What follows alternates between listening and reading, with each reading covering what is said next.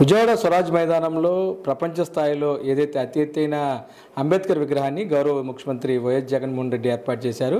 ఈ నేపథ్యంలో అంశం మనతో మాట్లాడతాకి సీనియర్ ఐఆర్ఎస్ అధికారి ఉప్పిరెడ్డి ప్రసాద్ గారు మనతో ఉన్నారు. సార్ చెప్పండి, ఈ గౌరవ ముఖ్యమంత్రి గారు విజయవాడ స్వరాజ్ మైదానంలో ఒక గొప్ప అంబేద్కర్ గారి విగ్రహాన్ని ఏర్పాటు చేశారు. దీని మీద మీ విలువైన అభిప్రాయం తెలుసుకోవడానికి ఈరోజు మిమ్మల్ని కలవటానికి వచ్చాను.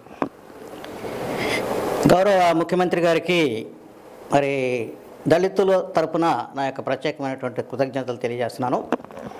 ఎందుకంటే ఇంతటి మహత్ కార్యాన్ని మరి ఆయన ఎంతో మరి ఓర్పుతో ఎంతో మరి పట్టుదలతో చేసినటువంటి యొక్క బృహత్ కార్యానికి ఆయనకి మా యొక్క ధన్యవాదాలు తెలియజేస్తున్నాం.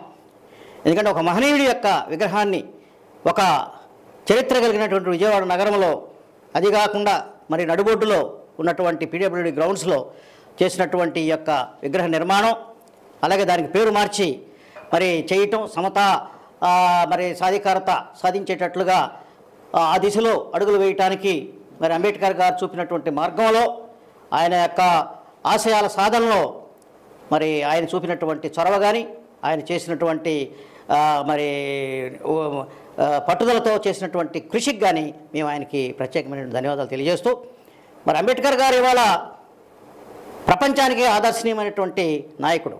ఎందుకంటే ఆయన హింస అనేటటువంటిది లేకుండా అహింసా పద్ధతుల్లో సామాజిక మార్పు, సమతావాదం, బహుజనవాదం, అణగారిన వర్గాలు, బలహీన వర్గాల యొక్క అభ్యున్నతికి ఆయన శాంతియుతంగా ప్రజాస్వామ్యబద్ధంగా చేసినటువంటి ఉద్యమ ఫలితంగా ఏర్పడినటువంటి సామాజిక మార్పు మరి మనం చూస్తున్నాం. అనేక మంది జీవితాల్లో వెలుగును తీసుకొచ్చారు ఆయన. ఆయన అనేక తరాలకి మార్గదర్శకంగా నిలిచారు. ఆయన మాకే కాదు, బడుగు బలహీన వర్గాలకే కాదు, ఈవెన్ భారతదేశంలో ఉన్నటువంటి పౌరులందరికీ కూడా ఒక ఆధునికమైనటువంటి ప్రజాస్వామ్య విధానాలని, పరిపాలనా విధానాలని, మరి అలాగే ఎలాగా అడ్మినిస్ట్రేషన్ చేయాలనేటువంటి దాని మీద, అలాగే ఒక పరిపూర్ణమైనటువంటి న్యాయ వ్యవస్థని ఇక్కడ ఏర్పాటు చేయడం జరిగింది. మరి ఆయన చేసినటువంటి కృషి ఫలితంగా మనకు రాజ్యాంగం ఏర్పడింది. ఆ రాజ్యాంగం ద్వారానే ఇవాళ పార్లమెంట్ కానీ, అసెంబ్లీలు కానీ, మరి న్యాయ వ్యవస్థ కానీ, అడ్మినిస్ట్రేటివ్ వ్యవస్థ కానీ అన్నీ కూడా మరి పకడ్బందీ సిద్ధాంతాలతో, సూత్రాలతో ఇవాళ సక్సెస్ఫుల్గా విజయవంతంగా 76 సంవత్సరాలు నిండిపోయినటువంటి స్వాతంత్ర భారతదేశంలో అంబేద్కర్ గారు సాధించినటువంటి మరి కీర్తి ఎనలేనిది. ఆయన ఈ దేశానికి చేసిన సేవ మరి విలువ కట్టలేనిది. ఆయన మహోన్నతమైనటువంటి వ్యక్తిత్వం, ఆయన మరి మరపురాని సేవ ప్రజలందరికీ కూడా ఎప్పుడు గుర్తుంటుంది. ఆయన ఒక భారతీయులకే నాయకుడు కాదు, ఆయన అంతర్జాతీయ నాయకుడుగా మరి వెలుగొందుతాడు. ఎందుకంటే మన అనేక పార్టీలు, అనేక ఉద్యమాలు, ఫ్రెంచ్ విప్లవం కానీ, రష్యన్ విప్లవం కానీ, మరి కమ్యూనిస్టు ఉద్యమాలు కానీ, ఏదైనా కానీ హింసాత్మకంగా నడిచినాయి. కానీ మరి ఇక్కడ అంబేద్కర్ ఉద్యమం అనేటువంటిది అహింసా పద్ధతుల్లో ప్రజాస్వామ్యబద్ధంగా, న్యాయబద్ధంగా జరిగినటువంటి యొక్క ఉద్యమం మరి చాలా ఆచరించదగింది, చాలా మరి ఉన్నతమైనదిగా నేను భావిస్తున్నాను. అలాంటి మహనీయుడి యొక్క విగ్రహాన్ని ఆవిష్కరించడం అనేటువంటిది మరి చాలా గొప్ప విషయంగా భావిస్తూ మరి ఆంధ్రప్రదేశ్ ప్రభుత్వానికి, అలాగే ముఖ్యమంత్రి మరి వైఎస్ జగన్మోహన్ రెడ్డి గారికి నా యొక్క ప్రత్యేకమైనటువంటి ధన్యవాదాలు తెలియజేస్తాను. చెప్పండి, చాలామంది రాష్ట్రంలో పరిపాలించారు, ఎవరు కూడాను ఆయన గురించి మాటలో తప్ప చేతలో చూపలేదు. ఈ నేపథ్యంలో ముఖ్యమంత్రి గారు అంటే ముందు నుంచి కూడాను మీరు రాజకీయాల్లో తెలిసిన వ్యక్తి, కలిసిన వ్యక్తి. ఈ నేపథ్యంలో టీడీపీలో ఉన్న చంద్రబాబు చేయలేంది ఆంధ్రప్రదేశ్లో జగన్ గారు ఎందుకని చేయగలిగారు? అంటే ఇది యాక్చువల్గా చాలామంది నాయకుల్లో అంబేద్కర్ గారి యొక్క సిద్ధాంతం చాలామంది నాయకులకు తెలియదండి. ఇవాళ చంద్రబాబు నాయుడు గారికి కూడా 14 సంవత్సరాలు ఈ రాష్ట్రాన్ని పరిపాలించారు. అలాగే ఇంకో 15 సంవత్సరాలు ప్రతిపక్ష నాయకుడిగా ఉన్నారు. మరి దాదాపు 30 సంవత్సరాల ఆయన యొక్క ఉన్నతమైన రాజకీయ జీవితంలో ఆయన ఎంతో మరి మన్ననలు పొందినటువంటి నాయకుడే. కానీ అంబేద్కర్ సిద్ధాంతాన్ని అర్థం చేసుకోవడంలో ఆయన పూర్తిగా విఫలమయ్యారని నా అభిప్రాయం. ఎందుకంటే ఆయన దళితుల పట్ల కానీ, మైనారిటీల పట్ల కానీ, బడుగు బలహీన వర్గాల పట్ల కానీ ఒక విధానం అంటూ లేనటువంటి ఒక నాయకుడుగానే మిగిలిపోయారు తప్ప ఆయన ఒక మాస్ లీడర్గా ఎప్పుడు కూడా ఎదగలేదు అనేటటువంటిది నిర్వివాదాంశం. ఎందుకంటే ఒక మాస్ లీడర్ అవ్వాలంటే ఈ మాస్ యొక్క ప్రజల యొక్క ప్రయోజనాలను కాపాడేవాడే మాస్ నాయకుడు అవుతాడు తప్ప తప్పకుండా ఆయన ఏదైతే చంద్రబాబు నాయుడు గారు విఫలమయ్యారో దానికి విరుద్ధమైనటువంటి సిద్ధాంతాలని జగన్మోహన్ రెడ్డి గారు తీసుకుని ముందుకెళ్ళటం ద్వారా ఆయన ఒక మాస్ లీడర్గా ఎదగగలిగాడు అనేటటువంటిది నా యొక్క అభిప్రాయం.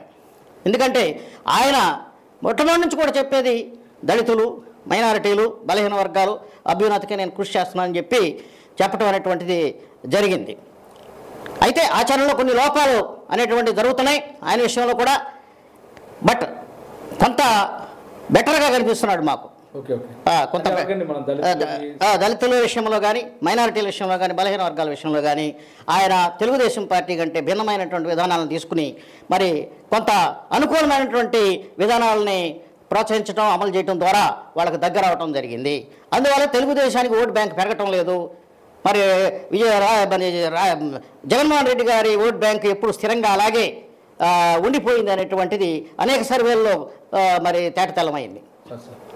సరే మీరు చెప్పండి, మొత్తమే కూడాను ఆ రోజు ప్రారంభోత్సవం చూసినట్లయితే నవ్వుతోన భవిష్యత్తులాగా గౌరవ ముఖ్యమంత్రి ఆధ్వర్యంలో ఒక కార్యక్రమం నిర్వహించారు. అంతర్జాతీయ స్థాయిలో కూడా మీకు పరిచయాలు ఉన్నాయి. ఎలా ఉంది సార్ ఫీడ్బ్యాక్? అద్భుతమైన ఫీడ్బ్యాక్ ఉందండి.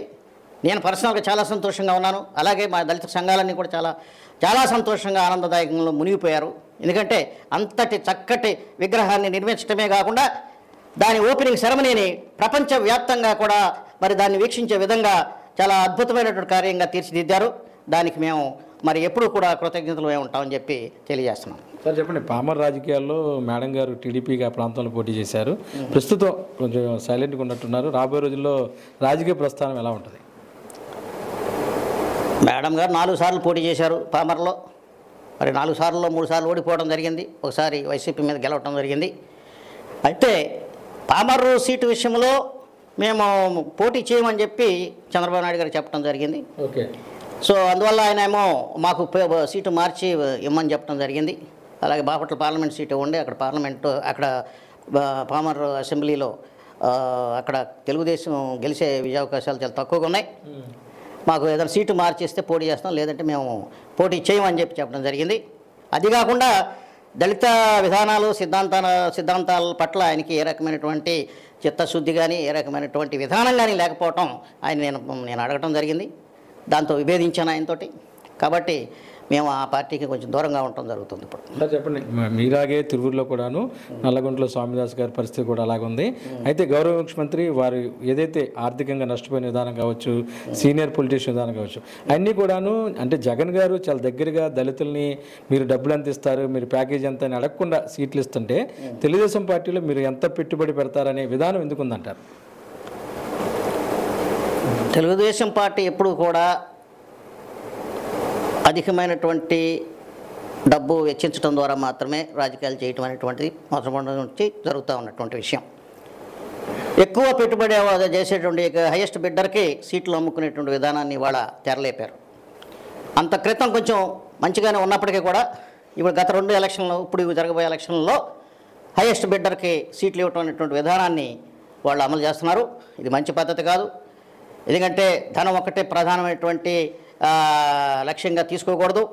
ఎందుకంటే సేవాగుణం ఉండాలి, ప్రజలతో సత్సంబంధాలు ఉండాలి, మాస్ లీడర్గా ఉన్నటువంటి వాళ్ళని గుర్తించాలి, మరి సేవాగుణం ఉన్నటువంటి వాళ్ళని గుర్తించాలి. అలాంటి నాయకులను పక్కన పెట్టి కొత్త నాయకత్వం తెలుగుదేశంలో రావటం వల్ల అంతా కూడా కమర్షియల్ రాజకీయాలు జరుగుతున్నాయి. అంతా కూడా డబ్బులు ఎక్కువగా ఎవరు పెడితే వాళ్ళకి ఇచ్చేటట్లుగా వాళ్ళు విధానాలు తీసుకోవటం పార్టీకి నష్టం చేస్తుందని చెప్పి. చాలామంది ఎస్సీలు ఉప ముఖ్యమంత్రులు ఉన్నారు, మంత్రులు ఉన్నారు. వైసీపీ విషయాలు నాకు తెలియదండి. నేను ఎందుకంటే వైసీపీలో ఇంతవరకు చేరలేదు కాబట్టి వైసీపీలో ఏం జరుగుతుంది అనేటువంటిది నాకు తెలియదు. కాబట్టి నేను దాని మీద పెద్దగా నేను స్పందించలేను. కానీ టీడీపీ విషయంలో ఈసారి తప్పకుండా హైయెస్ట్ బిడ్డర్కే సీట్లు ఇస్తున్నారు అనేటువంటిది పత్రికా ముఖంగా కానీ, సోషల్ మీడియా ముఖంగా కానీ అన్ని విధాలుగా కూడా మనం తెలుసుకుంటున్నాం. అందరూ మాట్లాడుకుంటున్నారు. అది మరి ప్రకటించడం జరిగిపోయింది. కాబట్టి ఎవరు ఎక్కువ ఇస్తే వాళ్ళకే సీటు అనేటువంటి విషయంలో చేస్తున్నాం. మా విషయంలో డబ్బులు అడిగితే కాదు, మా విషయంలో నాకు ఇష్టం లేదు అక్కడ సీటు. అది ఓడిపోయే సీటు. అది దళితులకి అనుకూలంగా ఉన్న సీటు, వైసీపీ అనుకూలమైన సీటు. కాబట్టి అది మాకు వద్దు. ఇప్పుడు 3 సార్లు ఓడిపోయాం, నష్టపోయాం. కాబట్టి మాకు వేరే సీటు ఇవ్వమంటే మరి ఆయన దానికి అంగీకరించినట్టుగా లేదు. దానివల్ల మేము ఆ పార్టీకి దూరంగా ఉంటున్నాం. మొత్తమే కూడాను ఆంధ్రప్రదేశ్లో ముఖ్యమంత్రి వైఎస్ జగన్మోహన్ రెడ్డి గారు అంబేద్కర్ విగ్రహ నిర్మాణంలో తీసుకున్న చొరవని ప్రత్యేకంగా అభినందిస్తున్నారు ఐఆర్ఎస్ అధికారి ప్రసాద్ గారు. అంతేకాకుండా తెలుగుదేశం పార్టీలో దళితులకు ఏదైతే ఇవ్వాల్సిన సీట్ల విషయంలో కూడా కేవలం ధనవంతులకు మాత్రమే చంద్రబాబు ఇచ్చే పరిస్థితి ఉన్న నేపథ్యంలో ఆ పార్టీకి కొద్దిగా దూరంగా ఉండాలనే ఉద్దేశం దూరంగా ఉంటున్నారు. అయినా సరే ప్రజాసేవలో ప్రజా సమస్యల పట్ల ఎవరైనా తనకు కావాల్సిన వాళ్ళు వచ్చినప్పుడు ఆ సమస్యలపై స్పందిస్తానంటున్నారు ప్రసాద్ గారు. వీడియో జర్నలిస్టు భానుతో కలిసి అబ్దుల్ అలీం, విజయవాడ.